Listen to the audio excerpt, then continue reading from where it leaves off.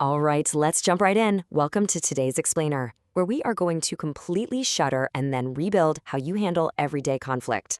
If you've ever felt that awful pit in your stomach right before a tough conversation or walked away from an argument feeling totally misunderstood, well, you're in the right place. Today, we're looking at a massive paradigm shift in communication. We're going to transform how you connect with others, protect your peace, and navigate the absolute trickiest conversational friction in your life. So, I want you to think about this. What if the goal of an argument isn't actually to win? Seriously, just let that sink in for a second. Our deepest, most primal instinct is to treat every single difficult conversation like a battle we absolutely have to dominate, right?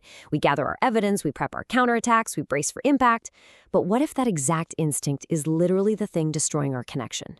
This really gets to the heart of trial lawyer turned communication expert Jefferson Fisher's core philosophy. He says that when someone is raising their voice or stubbornly digging their heels in, they aren't actually trying to destroy you. They just desperately want to be seen. They want to be heard by you. When you shift your goal from I need to be right to I need to understand, everything changes.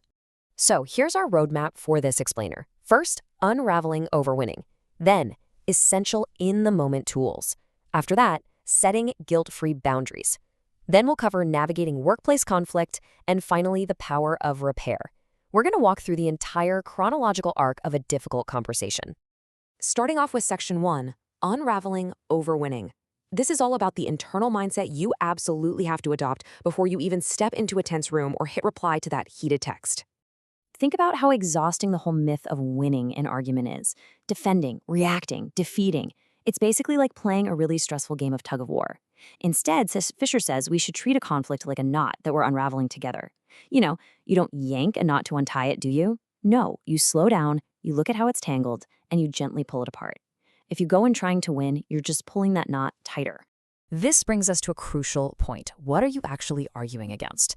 A lot of times we think we're fighting an opinion using facts and logic. But let's be real, throwing evidence at someone rarely works in an emotional argument. And why is that? Because you're actually fighting their identity.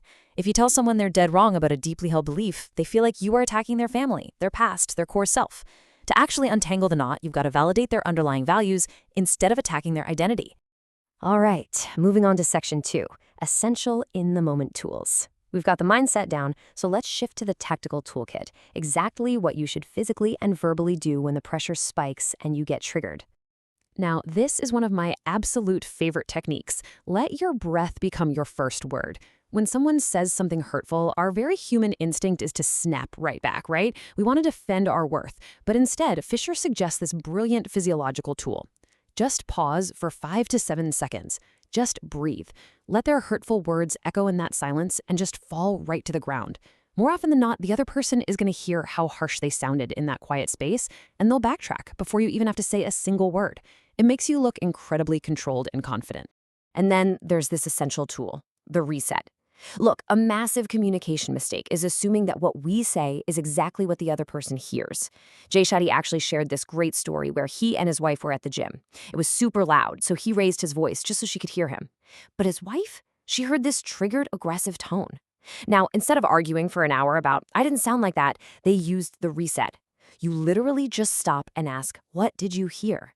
It instantly kills the tone policing, clarifies those misjudged intentions, and lets you say, oh, okay, that's not at all what I meant. Let me try that again.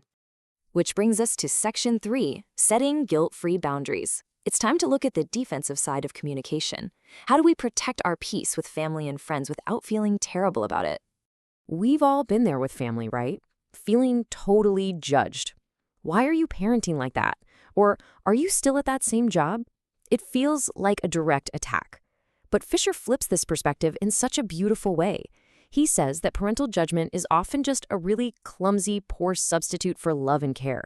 They desperately want to make sure you're okay, but they're using these outdated, frustrating methods to show it. So how do we handle this in real life without just exploding? First, acknowledge the underlying value. Instead of getting super defensive about your life choices, try saying, I can tell my well-being is really important to you. Second, create some distance if the conversation starts getting toxic. Just step away. And third, this is a game changer. Use the magic diffusing phrase, maybe so. When a relative gives you that unsolicited nagging advice, just reply, yeah, maybe so.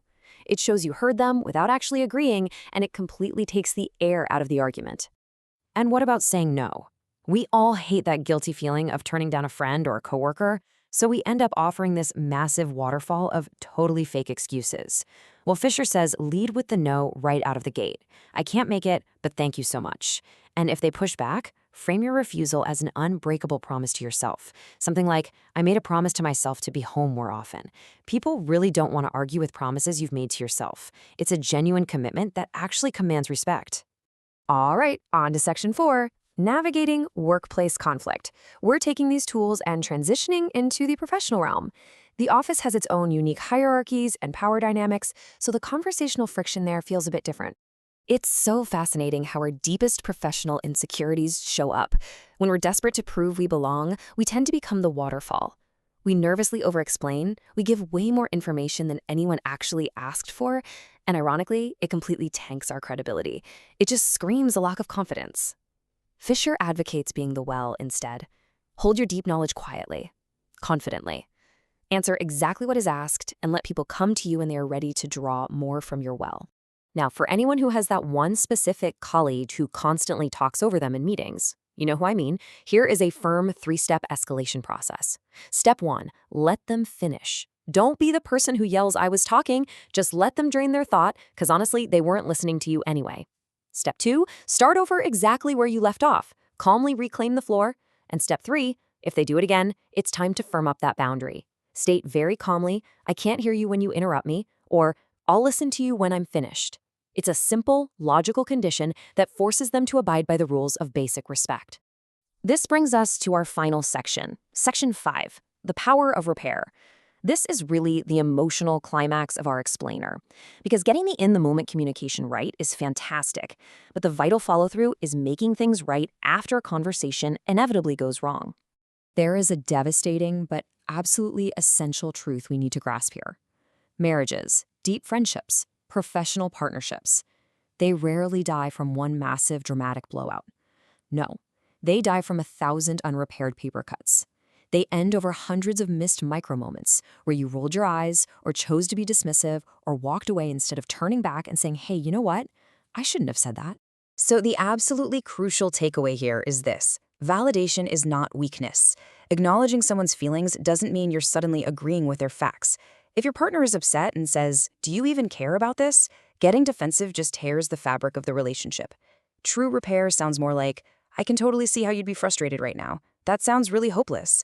You are simply meeting their hidden, deeply human need to feel safe and understood. I want to leave you with this final, lingering thought. In your very next difficult conversation, when the heat rises and you feel that knot tightening, are you going to choose your frustration or will you choose repair? Will you fight to win or will you fight to understand? The choice is entirely yours. Thanks for joining me on this explainer, and I highly encourage you to put at least one of these tools into practice today.